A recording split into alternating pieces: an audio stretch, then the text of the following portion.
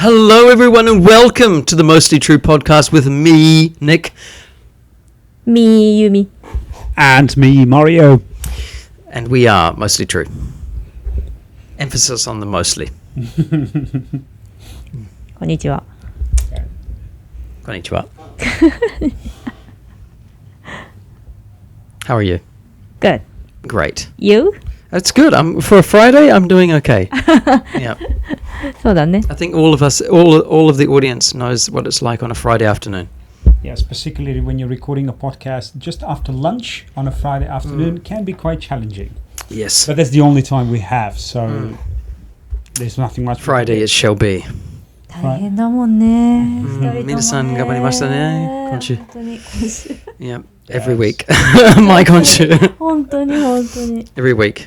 忙しいよ。 Yes, things have been very busy with us, but which is a good thing. You know, it's good to be busy rather than doing nothing. Mm-hmm. Yes, but sometimes this, like being too busy, can get out of control a little そう bit. だね。 A little bit, but you know, we're handling it nicely, so everything is fine. You know, so luckily on Friday, you know, it's more of a admin work here at the office, so we don't need to go out, so we can afford to dress a little bit casual on Friday. Yes, when we have customers, we usually dress up, or when we go to a customer, we usually dress up. We do. Yes. 経営者なのにさ、ずっと出てるじゃん。 Yeah, generally, yeah. 信じられないよ Yeah, ね。 Generally. Generally, we go out all the time. Oh, yeah. Yes, we are True. out. We are out all the time. Yeah. The only time we come back is usually in the evening here. ああ、だよね。 Come back True. to the office in the evening and you know, get ready for tomorrow or finish the stuff that with a tight deadline. うん。 And then we don't have a working hours per se. Yeah. No. うん。 We do a lot of steps. A lot of steps on our pedometer. Yeah. Yes. You know the 10,000 steps started in Japan? 何それ。 The 10,000 step health routine. 何ですか。 What? You don't know about it? わかんない It。started in Japan. そうなの。 Yeah. 何 In Japan, they wanted to sell pedometers. パドメテス。 Oh, you don't know pedometer? No. Ah, that's an issue. Pedometer is a machine that calculates how many steps you walk へえ。 every day. Every day. Like now we have it on our iPhones and our smartphones. ほ Yeah. う。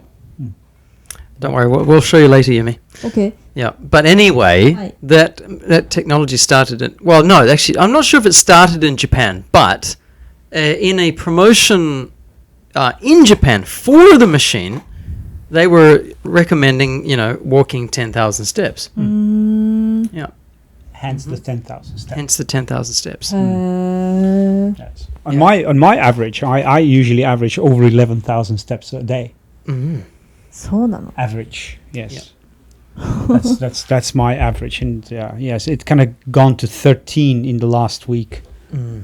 13,000 steps a day. So thanks to that, I was able to reduce my weight by 8 kilos. すごいね。 Congratulations. Thank you, Yeah.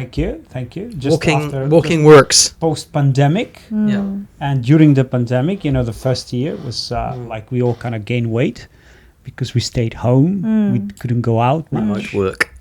Yes, and I believe most of us, gain at least a couple of kilos. That's a good point, yeah. Yes, I wonder, I guess the listeners are probably agreeing with me as well. Mm. Yes, and the best way was during the pandemic because there is nowhere you can go.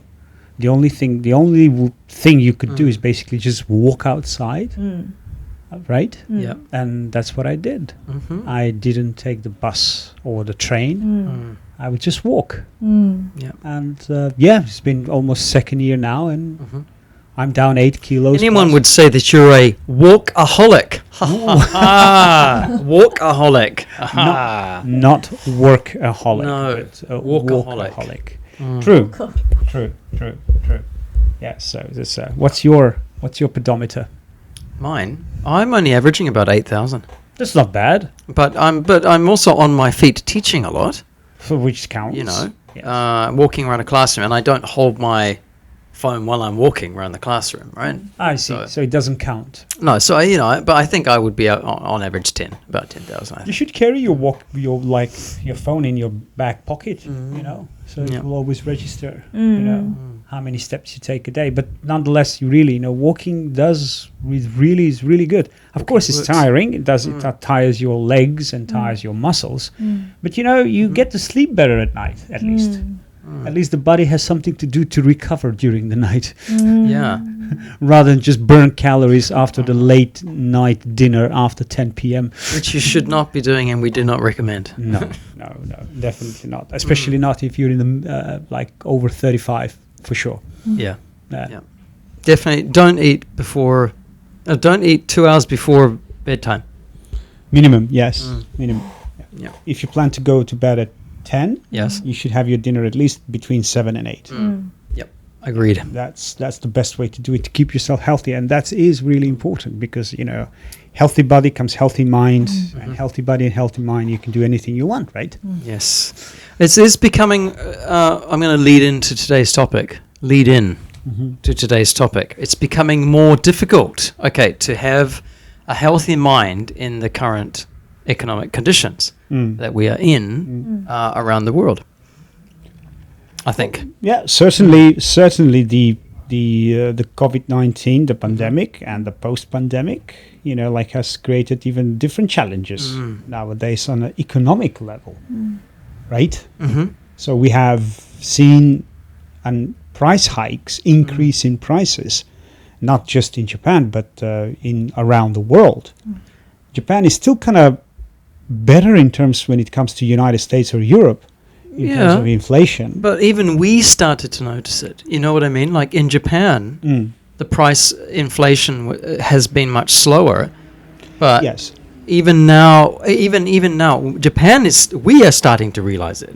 And if we are realizing it in Japan, famous for no inflation. Yes, almost zero inflation. Then something serious is happening. Very true. That is most likely the truth. Yes, it is happening, and it's happening on a global scale. So it's all the listeners here in Japan who are listening. Japan is really doing a good job. The prices are increasing, but they're not increasing as much as they are in other countries, particularly in Europe and the United States. We're looking at like 2-digit, like 10 to 20% of increase in many parts. But we are seeing an increase in prices in services and products and commodities as well. Yes. Luckily, like the gasoline is still okay. The petrol prices. Well, it depends on the country, of course. New Zealand's notorious for a very high petrol gasoline cost. Gasoline cost, yeah. I think mostly true. I think it's delivery to New Zealand costs a lot because we're quite far away. So I imagine there would be some cost increase based on that fact alone, right? And maybe not many, compared to other countries, maybe not many users. Maybe that increases the price too. Also, don't forget the taxes or the tariffs on importing oil is very different, and the government is adding an additional taxes for oil. Yes, if you look at I don't know if nowadays some gasoline stations in Japan do it, some don't. Some gasoline stations, they kind of give you like a breakdown of what how much 1 liter of gasoline costs. So you got the gasoline plus the tax plus the consumption tax. So it all kind of goes into one. But in other places, in many other gasoline stations, they just give you for example 170 yen and just shohize or consumption tax. But in other places, they do add and it was 50 to 60 yen per liter just tax. Yep. Not shohize, not consumption tax. So was it you? I'm not sure who was talking about it, but maybe we were. The majority of your airfare to fly to another country is the fuel. Yes. That's what you pay for. Yes, generally you pay for the fuel because the fuel is quite expensive, including the surcharges that have started almost, I think it was more than 10 years now. And the price of oil went down, but the surcharges never, they remained, they kept. What are the surcharges exactly? So, what are we paying for when we buy an air ticket? Well, Mario? it was I believe it was almost 10 years or more when the prices of oil went up. Yeah. So the the airlines, they wanted to compensate Right. for that, so they introduced this surcharge. But then the price of oil went down, but the surcharge fees never went down. They always stayed. Right. And now they're just part of every day now. That has become normality, that when you buy a ticket, the surcharge is there, and you're no longer kind of resistant to it. You're like, Have governments placed more tax on airlines to fly because of the what do you call it, the greenhouse emission reduction? And I'm sorry, I haven't had a chance to look at that, but I'm sure there are some ways to curb carbon emission as much as possible. So first to be hit would probably be the airline industry in that particular case. But we're seeing now, and many airlines are going bankrupt as well. I was quite surprised to hear that Cathay Pacific is not making a lot of profit. You know, I did hear about that. Yes. Yeah, Cathay. Cathay, one of the if not still the best airlines, one of the top airlines in the world, you know, are... Have they started to recover now? I don't know. So I haven't looked at the airlines now, but it is... I was very surprised, you know, because I'm planning to go to Hong Kong soon, and I'll be flying. I bought a ticket already, and I'll be flying Cathay Pacific. And I was and the prices were okay, you know. Cathay is one of the few airlines that still flies out of Japan, Nagoya, where we live. Yes. Oh, Nagoya like international airport is pretty much, you know, there's not many. Cathay Singapore. So Cathay Singapore. I think even Singapore is it still working? Yep. Is it still operating? Singapore's still there. Singapore Airlines. Cathay Singapore. Is that it? Yeah, I don't think there used to be a direct flight to Finland, Helsinki. Oh, from right. Nagoya. Which airline was that? That was Finnair. Finnair. Do they still fly out of? No, I don't think that. I think they stopped. That's a shame. Yes, yeah, Finnair used to fly out of Yes. Chubu. I wonder if there is any flight from Nagoya now that To Europe. To Europe. I mean, you can check it on Chubu Airport website and see if there's any flight. All I know, there is probably just one to Detroit, maybe because of Toyota. There's one to Detroit because of Toyota. Which airplane? Was it Delta? Delta. Delta. So Delta flies out of Chubu to Detroit. I don't know how is it now. I haven't checked, but all I want to say, the original plan of making Chubu Airport that was dealt in 2005 when the Aichi Expo happened. But Chubu Airport was to rival Kansai Airport and Haneda and what's the other airport in Tokyo? Narita Airport. So it was supposed to be like the hub, the third or the fourth hub right in the central of Japan, hence the name Centra Air. Chubu International Airport or Centra, like Central Airport, that will connect and that will have a lot of... They had a great ideas about it, and they started really nice. There were flights to Paris, direct flights to Paris. I took it once, direct flight to Paris. It was really good. There were flights to Frankfurt, and yes, there were like 3 or 4 European cities. There was direct. And New Zealand too. And was there in New Zealand? There was, yes. Auckland, Nagoya. Yes, Auckland, Nagoya. So yeah, they started really, really good. And just suddenly, you know, like it's I guess Kansai, because it's not Kansai Airport, to a traveler, you know, like who will travel like 12,000 kilometers, landing in Kansai or landing in Tokyo, it's really not a big difference. And the fact that almost 1/4 of Japanese population live in Tokyo, yes. And the other biggest one is the Kansai area, where also a lot of Japanese people live there. Well, and Kansai is closer to Kyoto. And for tourists, you know, either they go to Tokyo or they go to Kyoto, Osaka. So, I mean, of course, you know, they use Centra Air or Chubu International Airport, but they just use it as an airport that will take them to Nagoya, and then from Nagoya they take the bus or the train and they travel either up to Gifu, Takayama, Shirakawa-go, or Kanazawa, right? Or even they go to Kyoto, Nara, and all the other places. So it's just commonly used for like basically business mainly, rather than commercial, you know, travels are, of course, Asian. There are lots of Asian cities that Chubu is connected with, which is good because majority of the tourists are, after all, Asians. Yep. Yes, we can see it like we are here in Meiki, and then we walk around Nagoya Station, and we can see Westerners, but we see more Asian tourists. Thai, lots of Thai. Yeah, recently a lot of Thai have been visiting Nagoya. Yeah, lots of Thai. At least that's what it appears to me to be. On the streets. On the streets, yes, yeah. On the streets, yes. So I did a little bit of interesting survey, and this was done like almost just before COVID-19. It was, you know, even in Japan, many like media in Japan said that Nagoya is by far the least visited city in Japan. Yes, it's on the bottom. そうだよね。 Yes, of the least visited city. So even for domestic travelers, even for Japanese, Nagoya does not have a lot of things to offer to be seen. It does have nice peace and quiet. Oh, absolutely. Nagoya is by far, I believe, a really good place for families Yeah. to live here. Very nice. It's very nice. It's very clean. It's really wide. It's not as crowded as Osaka or as Tokyo or even Yokohama as well. You know, like the streets are wide. It's clean, super clean. I would say that it's And no with the problem new there. trains coming, you'll be able to go to Tokyo in an hour, right? Oh yes, with the introduction of the maglev trains, Yeah. the new trains, the magnetic levitation will be like less than an hour to get to Tokyo. But still, you know, when it comes to visiting Nagoya, seeing things around here, besides food, what else is there? Well, they tried. They had that Italian village for a while that failed.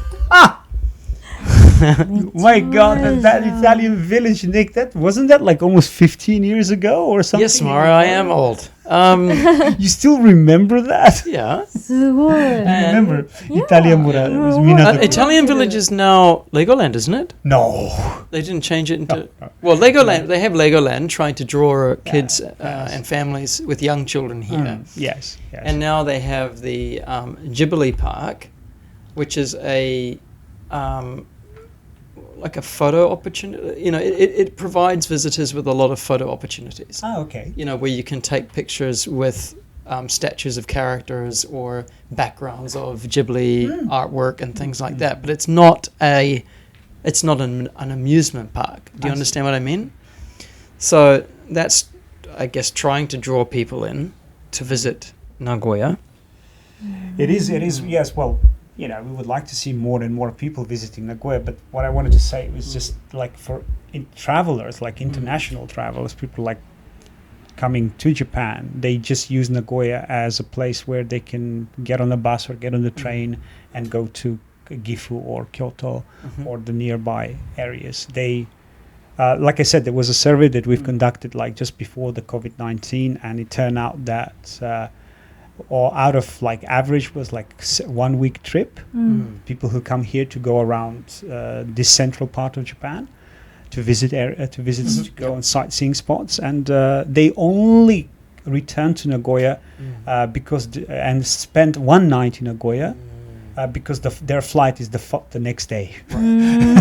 So they don't want to miss the flight, so they stay in Nagoya for just one night, and according to that, because most of them are located in Nagoya Station area. Yes. So I was very surprised to hear that the Toyota Technical Museum, the Technological Museum of Toyota, and Moritake Museum, which is not far from Nagoya Station, are the most visited. Most visited by foreigners. Yes. Why? Because it's only a 10-minute walk. I see. Have we been to Moritake Museum? Of course. Have we? Yes, the porcelain museum, and there is the Toyota Museum as well. Yes, the loom, how Toyota Motor Corporation started. They have the museum I think there. the Toyota like automated like car manufacturing factory is visited, I think, by some people. Right. But that's not very close. That's a little. That's further. That's probably near where. That would be. Isn't it near? Near your university Nagakute, where you teach, right? near Nagakute. Yeah, it is in Nagakute.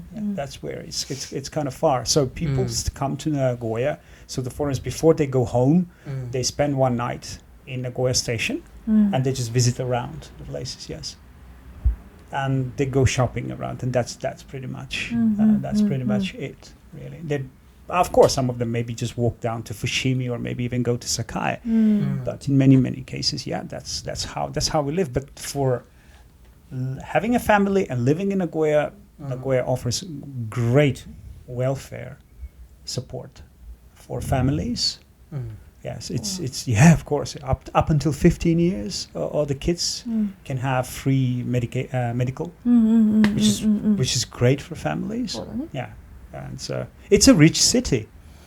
Yes, although because of the businesses. Yeah, right? the businesses. Yes, just many people don't know that Nagoya area contributes 1% of the total global GDP. Is that because of Toyota and Mitsubishi? It's automotive, yes, and heavy industries. Yes, mainly 1% of the total GDP is, and all of the from companies that support those. Yes, tier one makers. Yes. So Nagoya, it's an industrial city. That is true. Okay, I'll lead into that. So, yes, we've got all of these large companies in Nagoya who are contributing 1% of the world's GDP, and yet people would be surprised to know that salaries in Japan, on average, I think, mostly true, are around about 30% lower than world averages. Well, depending on how you calculate average salary, okay, that's something that it's really difficult to like the status of average salary. You know, like so the range can go like from, you would say, 2 million yen, which is about roughly how much, $16,000, maybe 15. That's annual. American dollars. Yeah. 60 American thousand, yes. And then you've got the median salary. Okay. Now the median salary, it's about 3,500 American dollars a month. Okay. So there is the value of the midpoint that divides the Japanese working population in half. So 50% of the Japanese people can earn above the median income, while other half earns less. So the medium is, I think it's really crucial here. So, and that stays at about, according to the recent information that I get, it's 3,450 United States dollars per month, which totals to roughly 60,000 yen per month. That's the median average. I see. Yes. Of course, the salaries, I mean, I'm talking about these people, 50% of Japanese people earn above this median, and the other 50 earn less than that. So this is not, it's really difficult to actually gauge because, you know, like above 470,000 yen per month salary, there can be people who will be earning 10 million or 20 million yen a month, or 30 million yen a month. I think the point I wanted to make, the most important point I wanted to make today was that inflation is now being seen in Japan, like really seen. Where, you know, if I bought a refrigerator, for example, let's say 5 or 6 years ago, now it's about $1,000 more. Okay. Yes. And salaries in Japan, unlike other countries in the world which have been used to this and have, you know, slowly increased salaries year by year, Japan's now, you know, experiencing a kind of a shock moment where they're thinking, wow, you know, this is new, you know, what are we going to do? Salaries haven't changed much ever since the burst of the bubble that was in the 1990s. So you're looking at 1990s, 2000, 2010, 2020. So you have 10, 20, 30 years, the prices haven't changed at all, and even the salaries haven't moved But they did. Well, that's right. I'm sorry, they didn't need to. That was because there Right. was inflation was zero. Everything was okay. The yen, the value of the yen was a bit stronger. Now it's really weak. Yeah. Even today, I saw it was 140 yen to the dollar. Really? Yes. Wow. I've never seen the yen so weak, to be very honest. What's driving that? Do you know what the reason is for a weak yen? Yeah, no, but I'm not very familiar with monetary fiscal policies and Yeah. monetary policies, but yen has always been a place as a haven for as a safe haven for Safe. It's a safe currency, right? currency. Yes.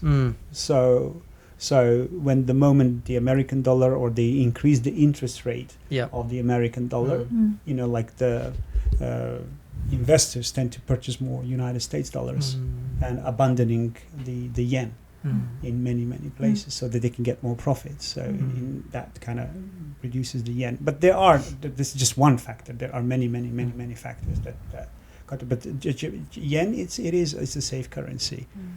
So that's the thing, In the last, you and I have been living here for quite a long time, and we haven't seen the prices go up. Not just in the last few years, right? Nor have we seen them gone down, right? Which No. is a good thing. Yeah. Right. They haven't gone down. That's true. Because we don't want a deflationary spiral.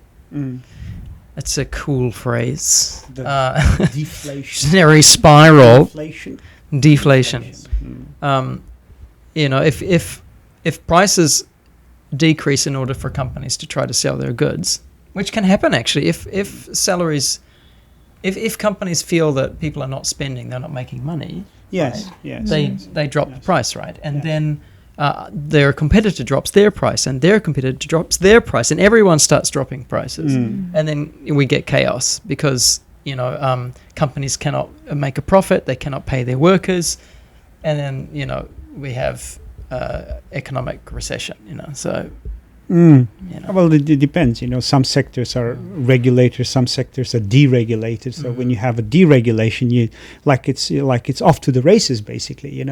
Off to the races. Now that's a good English word. 頑張って教えてください。Oh, you go explain that. Off to the off to the races. It's connected to horse racing. Horse racing. Whoever wins.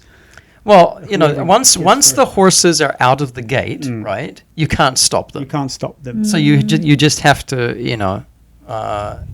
all the horses are racing against each other, and so they're competition. So as the moment the prices go, when the market is deregulated, which means it's not controlled, the prices can go up, can go down. And generally, you invite more competition because it's deregulated. So you can get anyone who wants to enter that market can enter that market. Yeah. So now prices are going up, but who knows? Yes. If everyone stops buying goods because they cannot, because the prices are too expensive and the salaries are too low, then we could hit a deflationary spiral where all the prices start crashing. But that is happening, and I don't understand why Japan had to realize, and they had to understand with the introduction of the shohizei or the consumption tax. As you know, Japan never had a consumption tax before. Okay, it was 0%, I believe, in the 1990s at the beginning. So when was it first introduced? The first introduction was, I believe it was in the end of the 1990s. They started introducing the shohizei, and it was 3%. Okay. It started with 3% and then moved to 5%. And now 10. And 8. And now 10. But 8 for 8% for foods. Right. And yes. But do you think that's like the biggest jump of any tax rate in history? No, I wouldn't. I wouldn't. This is probably not. I don't know. Probably not. I'm not really sure about that because you need to look at other countries and how their consumption tax or value-added taxes, because those shohizei, VAT is different. Like New Zealand, it's GST, goods and services tax. So every country has its own, but at the end of the day, they have the same meaning. Yeah. It's an added value. It's an added tax. You already have paid tax on this microphone, for example, but they add you an additional tax that you have to pay, and that has caused Japanese people, because most of the Japanese market is consumer-driven market. So which means when Japanese buy, things, that's when the economy gets better. Okay. Well, yeah, in Japan we rely on the domestic market, right? Consumer market is by far the biggest market that Japan has. But and then you have an increase in prices, and at the same time you have increase in tax, and the salaries don't follow that trend. Okay, they may have been increased a little bit, but not to the point that can match the current price hikes. I would argue that it could be maybe it's not. Maybe bigger companies, they give a bigger salaries, but still a small percentage of the population. Exactly. And then you have the Japanese culture that plays a very important role, because Japanese people particularly they are not spendthrifts. Okay, they save Spendthrift. money. Yes, they save money. So the moment if they realize that, okay, my salary hasn't changed a lot, at the same time the prices are going up, right? And the taxes are going up as well, I probably don't want to spend a lot of money, Yep. And right. that causes that spiral, like of reducing the consumption, Dumping the prices. it is. Although I don't know. I mean, do you think the companies that are doing well would be the low cost chains? Daiso, GU. In terms of this is something that I believe there are statistics on the internet that people can look for it, but the industry itself regarding the average salary in Japan is usually further influenced by the job sector itself. Understand? For example, different industries offer different salaries for a working professional. What's the highest? IT. I guess still medical and healthcare. It's the highest. So doctor salaries are you talking Doctor about? salaries, yeah. So they average at about 10 million Japanese yen a year. Yeah, but if we tell our listeners what that is equivalent in US dollars, they will think, what? That's crazy. No, it's not that crazy. It's 10 million's only 10 million is about $70,000. Yeah, I'm sure in America doctors are getting 300, 400. Yeah, far more. But this is I said this is the average salary. I can please this is a median salary. So some of them will receive 50%, will receive less, and 50% will receive more. That's how we calculate. Okay, so do not. The median salary it's just the same as our podcast. Mostly true. It's very mostly true. Very mostly true. IT sector is number 2. I thought so. Yes. Science and technology services are usually in the highest, followed by the real estate. Yes. Fudoyasan. How do you say it? 不動産屋さん Fudosan-yasan. Fudosan-yasan. Real estate. Yes. Real estate. Yes. Finance and accounting. Yes, comes, and then probably the other sectors. Everyone else. Everyone else. And it's a shame that teachers are poorly paid around the world. Oh yes. Every country, teachers really get a hard time of it. Yeah. And it's quite surprising because it shouldn't be the opposite. Shouldn't the education the annual increments per industry, shouldn't the education be on the top? Well, we have a little bias, but yes, I believe so, Mario. Yeah, but okay, let's just be logical about this. So doctors who've become doctor have gone through a certain education, haven't they? That is true. Okay, so they've received the PhD, they've received the doctorate, they've received all the qualifications through education. Yet they're making more money than the person who actually educated them. True. Okay, let's just be logical, for instance. I don't mind, and I'll be very happy if my students, the people that I've worked with, and they succeed in life and they make more money than me, and then that's me being happy that I have helped a person. That's right. But what is the old I don't know if it's a saying or a phrase, but you don't become a teacher to get rich. Of course. But that doesn't mean you don't become the teacher to get rich. Doesn't mean that you don't become the teacher to stay poor. Well, true. Yeah, you would like to have a certain standard of living. Exactly. So this is something that education is again in Japan. particularly, at the tertiary institutions, universities, they offer tenureship professors and research. Japan is they have a really high salary, so let's not, confuse our audience. Like the education in Japan really varies from tertiary institutions all the way down to public schools, kindergartens, as well as the non-official, such as language schools. Oh, okay. Yep. Okay. Mm-hmm. They are non-public. I mean, they're private, but they're not official. They're not recognized. So that difference between, like, in education in terms of salaries, it's extremely different. Yes, particularly the language school. The language schools in Japan are pretty much, like I said, off to the races. Basically, it's completely deregulated. That there are no pretty much qualifications whatsoever, so that I believe that anyone in Japan can open a language school. You don't need to have a certificate per se to open a language school. I don't think so, no. And that is surprising, and that's why, from our point of view, that because we meet a lot of people, we stay with the foreign community and in the foreign circles, and some of them prefer to leave Japan and go to another country because the salary is better there.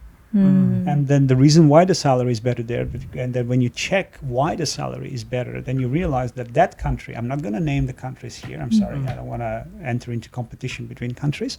The point I wanted to say is that some countries who have regulated market, particularly language school, because after all, it's an institution, it's an educational institution. So you need to have a certain, staff with the right knowledge and qualification to be able to work with those students. Am I correct? Yep, that's right. So this is the thing, and Japan has gone from being one of the top attractive destinations for teachers of foreign languages into one of the least desirable countries. Okay, and that's what has happened because of that deregulation, and particularly with the online Eikai or English industry, who have been pretty much kidnapped by large corporations, and they are hiring teachers outside Japan, they say we train them, they're qualified and whatnot. I'm not saying that all of them are not qualified. Of course, there are some of them who are qualified. And I'm very happy that those who live in other countries can have the opportunity to find a job and work. It's all wonderful thing. But, we keep forgetting one thing is that, it's destroying the education, the teachers who are actually qualified and making a living out of it, So the online prices have gone just so cheap that... Well, I was just going to mention the deflationary spiral, right? Is if you continue to lower your prices, then the trickle effect means that you have to offer lower salaries, right? There's not... The companies won't they're not going to risk their bottom lines, so the cuts will come in the salaries of the workers, not the top management.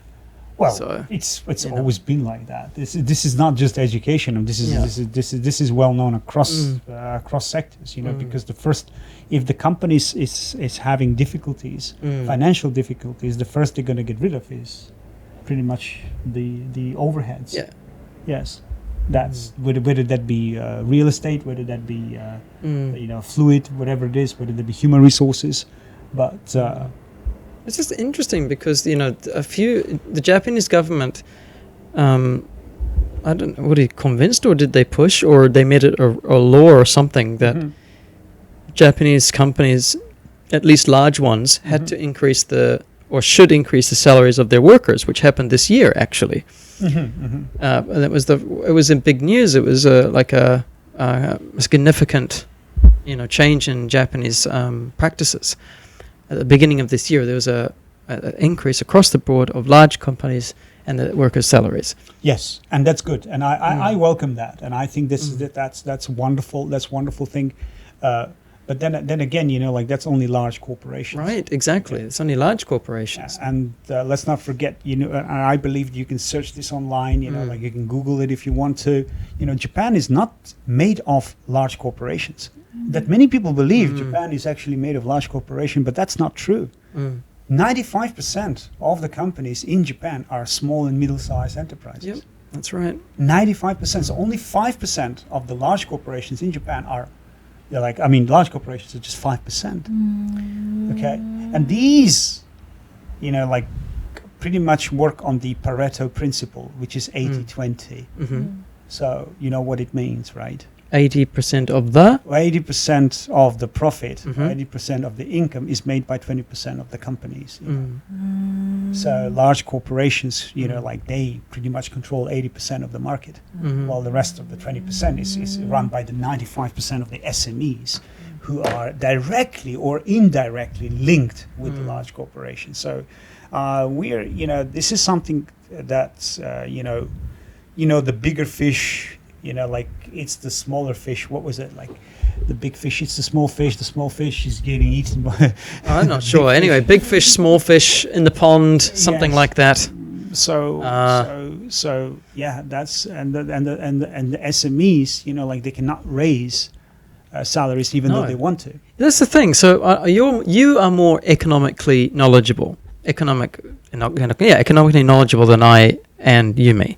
So what would the government need to offer, or how can they support SMEs so that SMEs could offer higher salaries? Well, the very important thing is that the government itself, yes, can help a lot, but first and foremost, we have to understand that the mentality of a Japanese person or of a Japanese individual is that he or she would prefer to work for a large company. Okay. Is that true? Yes. Because large company offers safety, stability, and these two things are crucial. Yeah, job for life. Job for life. It's something that, and at the same time, it's also face, because for the mother to tell to her neighbor, "Oh, my son works at TMC," or "My son or my daughter works at Sumitomo," for example, or Mitsubishi, the impact, it's really different, creating this kind of elites. So those companies, and nowadays I would say the IT companies as well, they've been attracting a lot of good human resources capital. The small and middle-sized companies are facing, this is acute, and I believe across many places, a lack of staffing. So what can the government do? If you ask me, it's try to promote, to help SMEs to attract more human resources. Can they subsidize SMEs better? They are doing it in some places. Yes, they are doing subsidies and everything, but it's good. They can do more for that. By supporting the SMEs, by supporting the SMEs, you will be supporting directly into the input, into the sales of those SMEs.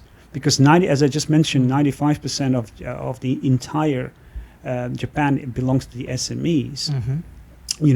Out of those 95%, I would say only 5, maybe less than that, pay taxes. The other ones, they just go in the red. But you're saying that they declare themselves in the red, right? Well, on paper, they are in the red, which means the government cannot get any taxes from the SMEs. Okay, so imagine if you can invest a little bit more in SMEs, and help them not to compete with the large corporations, because no, we cannot do that. The large corporations, they are the market leader. We can follow them. We can try to find a niche market in many places, but at the end of the day, they will be the one who's going to win, and that's a fact.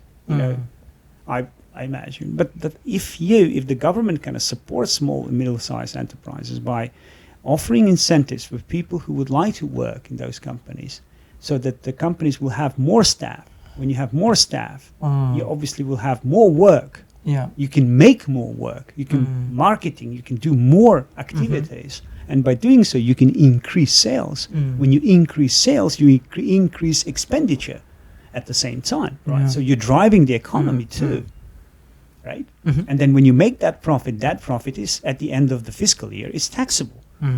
Okay, so these are the things that government should be thinking about. It's just my personal opinion, not just giving SMEs, okay, here is a 10 million yen or here is a 20 million yen and do what you want to do. It never worked that way.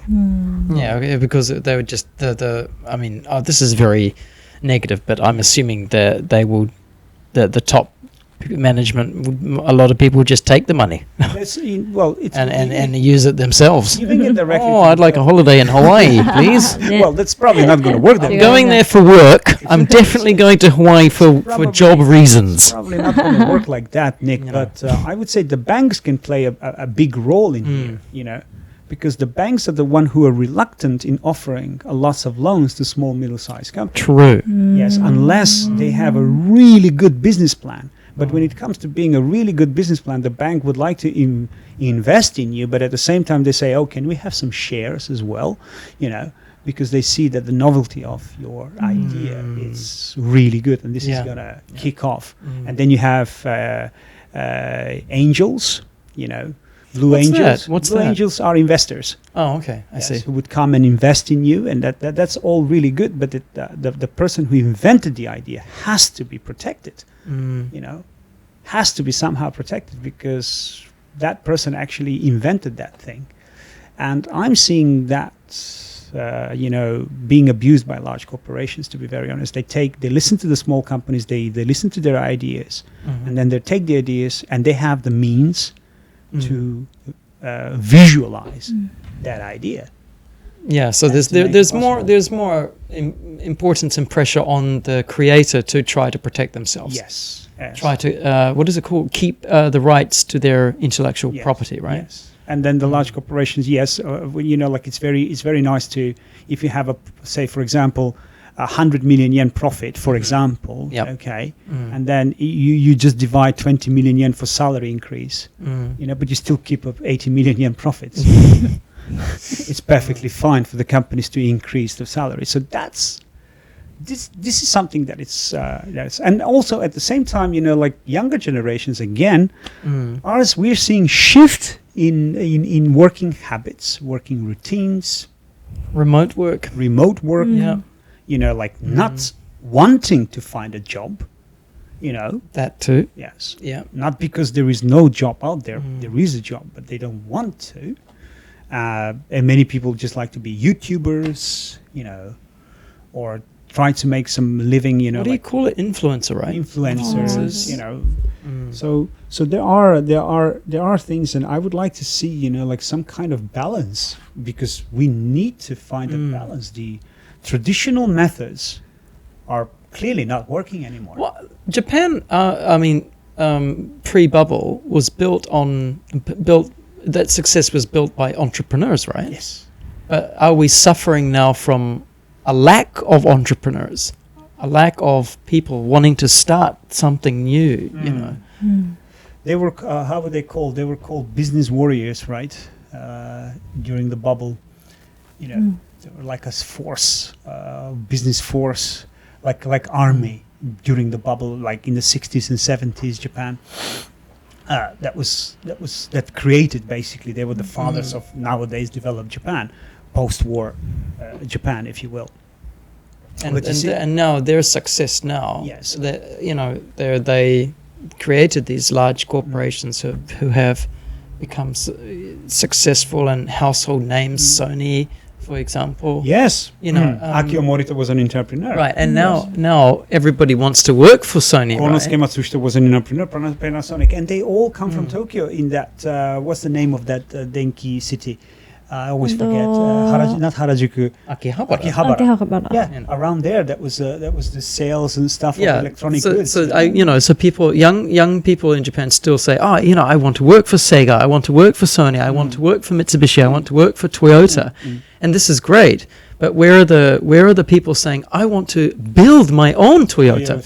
I want to build my own, Sony. Yes, they are there, Nick. I believe they exist. The only thing is that they need to be protected. because true. because the ethical work in the 60s and 50s or 70s when Konosuke Matsushita was there or Mr. Akio Morita was there too, you know, like the ethics were different of work, the working ethics were different. Nowadays everybody's trying to steal an idea. I'm going to give our listeners a new word: ruthless. Yes, it is become a very selfish society. So and ruthless sad. business world. Yes. You know. There are lots of people out there, and I believe that these people should be approached not by Blue Angels or those kind of investing all of funds, if you will. They should be approached by actual government, you know, like and they should be given grants to start their business and be protected at the same time, because you know patenting a product or patenting an idea, it's not an easy task and it requires a lot of money, and these people really, they don't know how to do it. They know about copyright issues. You know, if I write copyright on my website, that means it's protected. Yes, it is protected in some way, but doesn't mean that someone is not going to steal it from you. Okay, and then you need to go after the person. You know, no, it doesn't. We need to find a way to protect these young people, young generation of new Akio Morita, of new Konosuke Matsushita. You know, like who will be protected and build their empire. Yeah.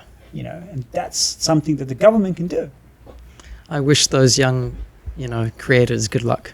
Absolutely. But to answer your question, you see, when you know, difficult times create strong men And women. and women. I'm sorry, I mean men as human beings. Okay? I know. I'm not talking about gender here. I apologize. So strong men create strong societies. Okay.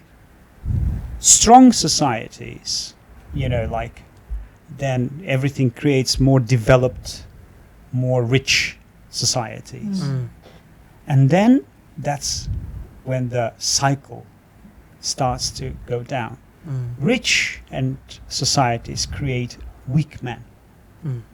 Okay, not hungry, basically.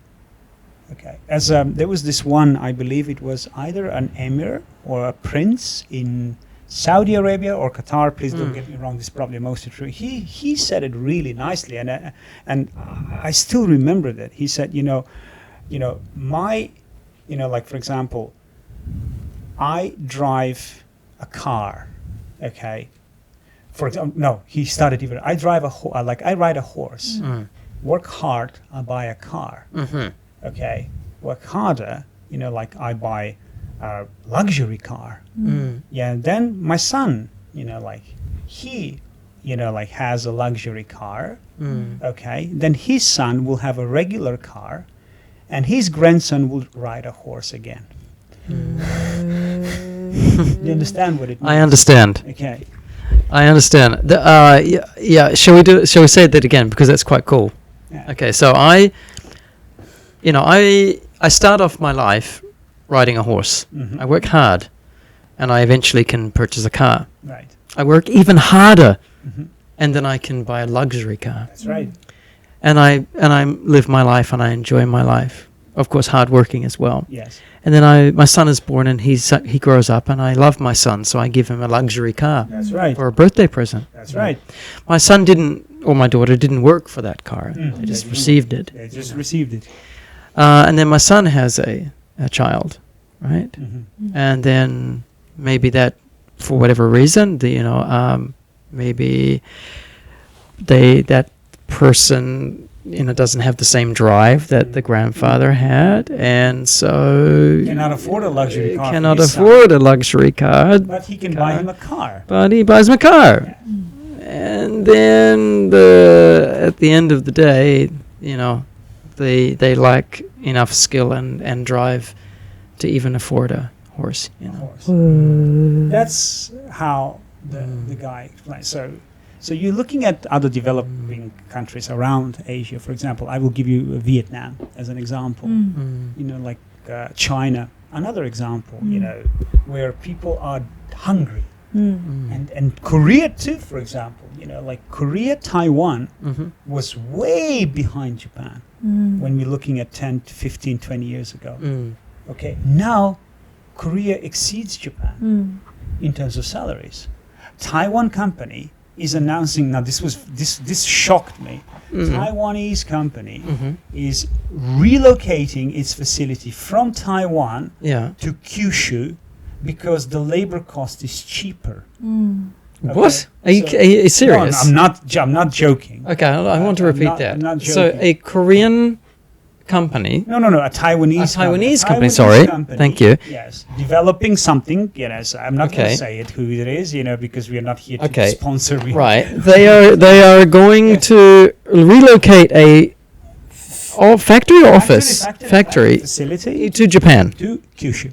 because the salaries are lower. The labor cost. The labor cost is low. Wow. Okay. So this is what is facing. Either that lack of that feeling of being hungry is missing, the feeling of heiwa, or I'm fine, my life is great, I don't need to do a lot of things. So we've lost something in that process, if you will, and that is what we can see from our neighbors. They are taking that as an advantage. Japan is weakening, okay, and now here's a chance. Because take it Samsung, for example, the Korean Samsung. It is the largest electronic manufacturer in the world. If you combine all of the electronic makers of Japan, Sony, all of them, they will still not be able to rival Samsung. Yeah. Really? Yes. Is that mostly true or absolutely true? Well, I'm an executive, so I cannot give you a 100% answer, but you can search that online and you will see that Samsung has become a conglomerate of an incredible strength as well. People, Korea, for example, South Korea, to be more precise, as it is written by United Nations, South Korea, for example, they have a conscription. A military conscription. Oh yeah. Yes, every male has to serve. Is it only males? I'm just curious. I'm sorry, I don't know. But from what I know, males. Yes. So males, they have this military service. It's a military conscription. But if you work for Samsung, you probably don't need to do that. Really? Yeah. That's how the government is trying to protect that. That's the thing. Yes. So you see how powerful that company has become. It's incredible. So again, this is all mostly true, but you can check it online. And if I'm wrong, I'll be very happy if you can write down in the comments, "Hey Mario, thank you very much, but this is where you were wrong and this is what is right." Because I would like our listeners to also have a little bit of better understanding as well. Yeah. Absolutely. And the caveat, mostly true. This is our mostly true podcast. Yeah. Well, anyway, I believe we have exhausted this topic. It's almost an hour. I'm just going to say again, good luck to all those young people in Japan with a dream to create. Yes, and the very important thing is that make sure you protect that dream from anyone to take it from you. And the first thing to do is to try to find organizations, particularly governmental organization, who's going to try to help you, keep that dream alive and not being taken from you, because that's your dream and that's your future. And it's Japan's future. And it's Japan's future, and that's why the government, I believe, should. And I'm sure that there are government organizations in Japan who will protect those baby industries or infantry industries that are growing and getting better and better, because thanks to the young generation, you're the future. Thank you. And that is mostly true. Yumi, do you have any final comments? No pressure. ちょっと日本頑張らないといけないですね。くらいかな。はい。Thank you for watching and look forward to seeing you. Thank you, everybody. This is Nick, Yumi, and Mario signing out. Till next time. Bye. Bye.